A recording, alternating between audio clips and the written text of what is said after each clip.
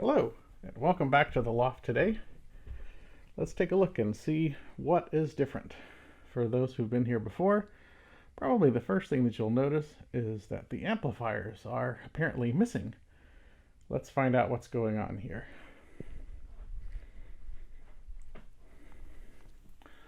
Looking in the rack, we'll see that the Pecan Pi DAC and USB bridge signature are both providing source information to the system. The Emotiva preamplifier is still in place. Power solutions from iFi on the bottom, and REL subs in the corners. But let's take a look here. What do we find?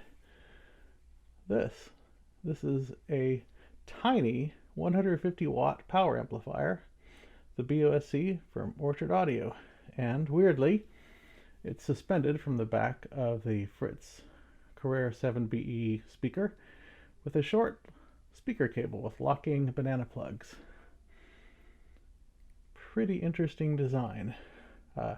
It's nice in a way because it keeps the room looking a bit more tidy. Just the amplifier hanging from the back of the speaker. If we take a step back,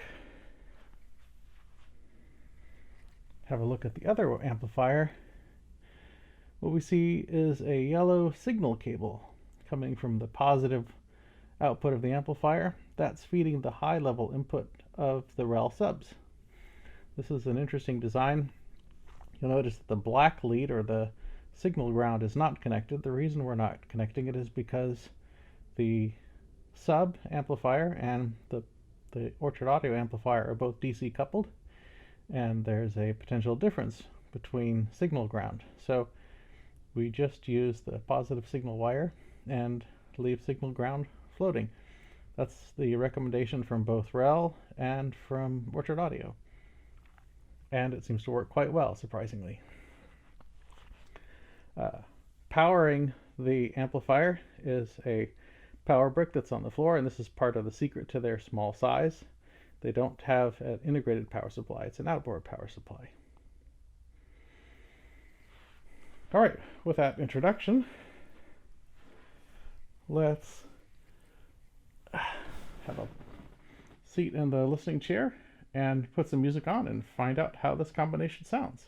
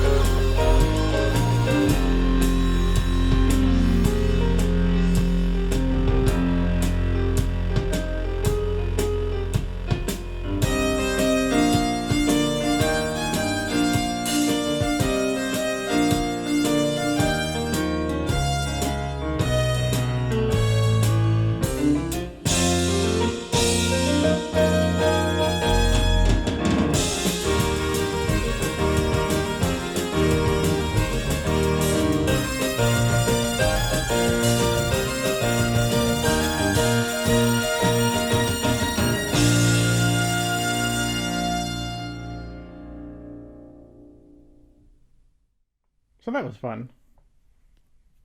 For those of you who are familiar with Mannheim Steamroller as a purveyor of primarily Christmas music, you may be interested to know that they have produced quite a few albums prior to and around the Christmas albums that they've made. This was their first, going all the way back to the 70s. It's probably pretty obvious from the type of music that we heard, but I think it's fun to kind of explore their earlier work. They do have kind of a lot of people describe them, and I think they've described themselves as kind of 18th century rock. You hear some of the kind of hard synth from the 70s and 80s, and percussion, and then also a mixture of live acoustic instruments. I think it's a fun music to explore, so we'll listen to a little bit more of that.